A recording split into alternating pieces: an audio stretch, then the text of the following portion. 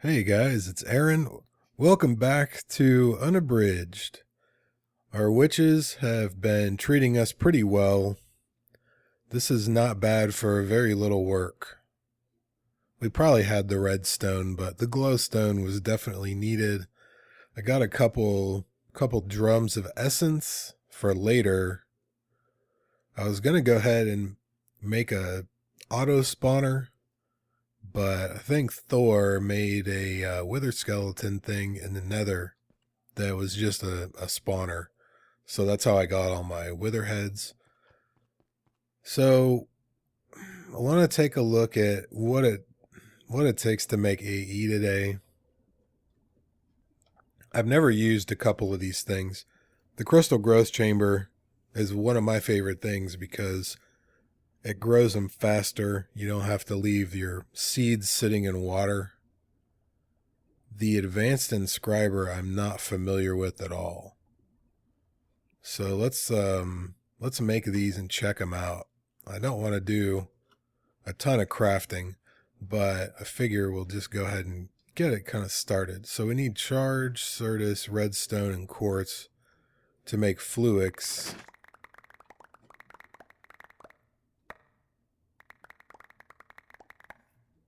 There we go. Didn't get all of it. I'm not going to make a charger from AE2 because we had about 4 stacks of charged certus. I don't really think we need it for that much. So let's see. I don't have any hoppers in there, so I'm going to have to craft some hoppers. What else are we going to need?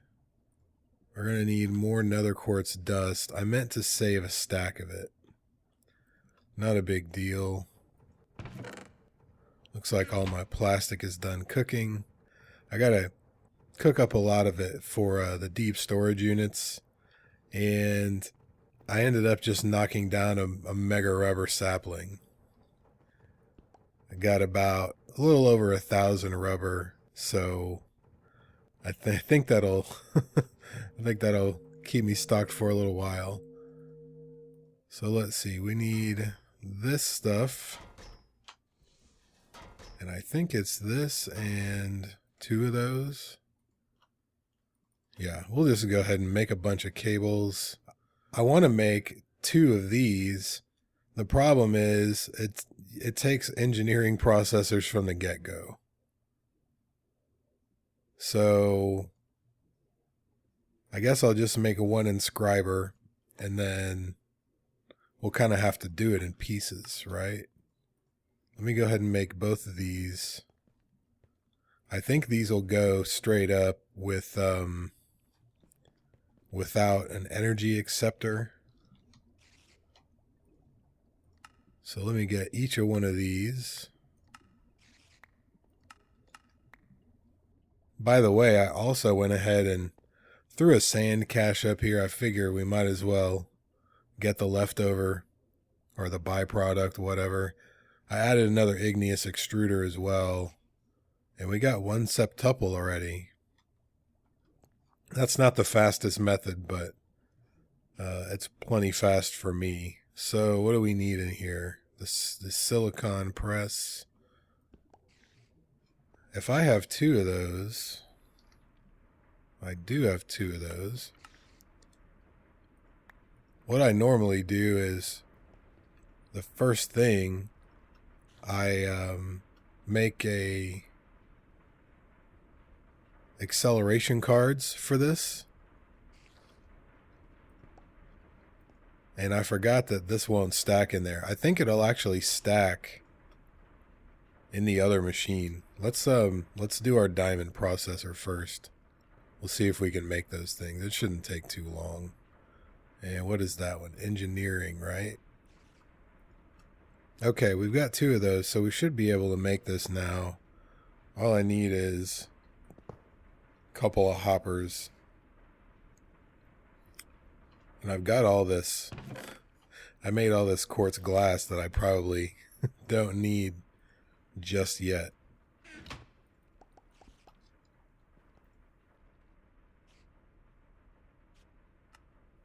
Okay, one advanced inscriber. Will it take stacks is the question. It will. It looks like there are more slots for accelerators or whatever, but it doesn't look like it takes power from the conduits unless it only takes it from the back or something like that. Let's see. Nope. So we do have to make an energy acceptor. Not a big deal.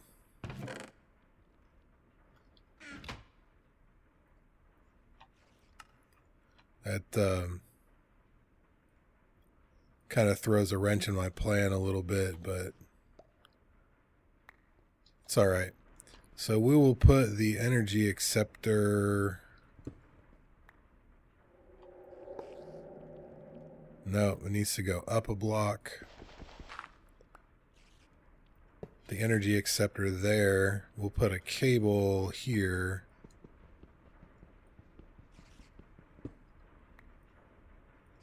And then we'll put our advanced inscriber. Now it's working.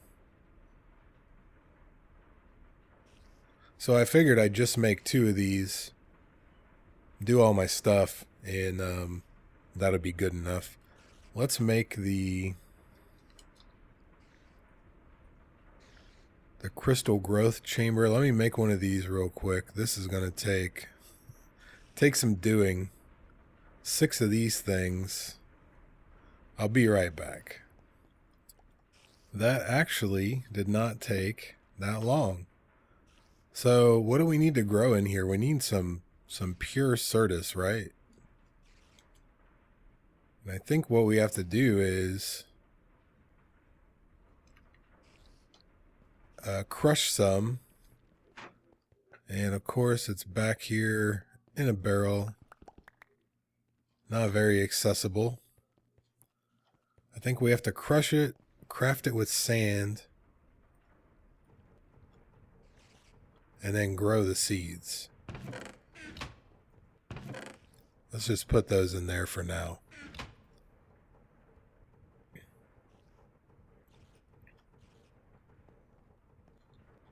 Good thing I have a thing of sand right here. And I think you get 2 per craft, yeah. So half a stack will get you... Look how fast it goes. Don't have to worry about picking it up with the magnet, which I think the Botania magnet doesn't pick it up anymore anyway. Ooh, they have it locked, so you don't have to worry about it coming out with automation. All right, so this is what we're working with right now. I'm not going to automate this here, but we will automate it at the volcano base, which is 5K in that direction. So let me make some components. I want to set this thing up, and I want to show you something, a pretty cool interaction between logistics pipes and applied energistics. All right, guys, so I'm back. I've made a bunch of processors and a couple of other things. I made another energy acceptor. So what I figure we'll do is there should be power right there. So what we'll do is we'll run some cable. We'll put a storage bus on that chest. And the way I like to do this is just take a crafting terminal, and we can see everything in the chest. Makes it a lot easier to craft components. The crafting terminal is the one thing that I wish logistics pipes had, and it might have something similar, but I'm not familiar with it. So I think it's about time to make the switch, but there's something that I want to integrate with logistics pipes that'll potentially be very come in very handy. So I suppose the first thing we should do is make a drive, assuming I've got all the materials. I'm pretty sure I shift, there we go. So let's make a drive, and I'm just going to make a 4K for now, just to demonstrate something.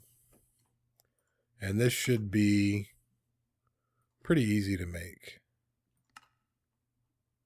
Let's make sure none of those are charged, if that'll even work. Okay, so here's a 4K. We'll put our drive bay or whatever right here. I guess it's just a drive. So we've got all this stuff in here. Now we can put it all in there. Well, that's not going to work until I disconnect the storage bus. I'm pretty sure I've done that before. I hooked up I hooked up my drive with my storage cell in it, and when I take the stuff out of here, it tries to put it, if it already exists somewhere in your network, it'll try to put it where it already exists. So I just kept filling the chest up. Brilliant. So we'll just put a couple of things in here. The only place we will have any processors is on our AE network, right? So if we put an interface right here, what we can do is we can put a provider logistics pipe on it and a regular logistics pipe. Logistics pipe will actually deliver stuff to this place if we set it as the default. And I guess let's not do that. Let's do this. If we put this nether quartz dust, hopefully it'll go in there. It usually goes to the closest destination. Okay, see, it went right in here. Now it's in here, okay? If I look at, let me see if I can reach that from over here. If I look at this, see, I've got my quartz dust. I've got my processors. So the logistics pipes sees everything that is in the AE network because the provider pipe is hooked up to this interface. What is even better, if we take a remote order logistics pipe and an ender chest,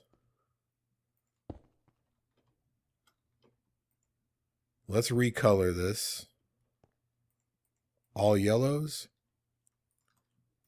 and let's link the pouch. If we take this remote orderer and right click it on this pipe, it connects, right?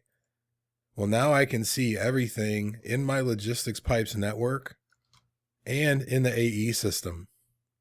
So let's say I want a stack of processors. If I hit it, I'm lagging a little. It sends it to this ender chest. So if I'm out and about, guess what? If I need some processors or if I need anything out of my AE system, I can do this remote order. I can request anything and it'll show up in my ender pouch. So I'm going to phase everything from the logistics pipes to the ME network. Since we're not really like quarrying, we're not getting a bunch of cobblestone and dirt and stuff, like I'm really only getting stuff that I want to keep. I mean, there's some crap in here that I don't probably need, but for the most part, we're not getting like, you know, a million dirt or whatever. So we don't have to filter a lot of that stuff out. So it should be relatively easy to keep this under control for now. So I'm going to kind of phase out this part of the logistics pipes. All of these chests and probably all of this stuff will go in here. And I'll probably go ahead and leave the the extractor in place, because that thing is really fast. I'll leave that in place, and I may make some storage buses for the back of the caches, just because. And I want to leave the remote order as well, so that I can access anything from anywhere. Because that's a big problem, like if I'm over here, it's not a big deal because I've got my request pipe in the wall. But, if I'm way far away, or if I'm up at the Botania thing or harvesting trees or just out and about, it would really come in handy if I had access to everything. So I'm going to work on phasing that over. I am going to need to make a controller. I'm not going to do the little subnet trick for all these caches. Some of the stuff I may just get rid of because, we don't have a ton of gold or ferrous. Like, stuff like that can go in there. Iron, we really don't have a ton of that yet. We will at some point. So we'll have to probably make a controller. How many of these have I got? I've got 18 of these. I'll just go ahead and hook that up, and then I will show you how I've hooked it up in the next episode. And then I guess I probably should start building something at the volcano site. I haven't even had a chance to do that. So I'm going to get busy with that. If you guys have any questions, comments, or suggestions, please leave them down below. Thank you very much for watching. I'll see you guys next time.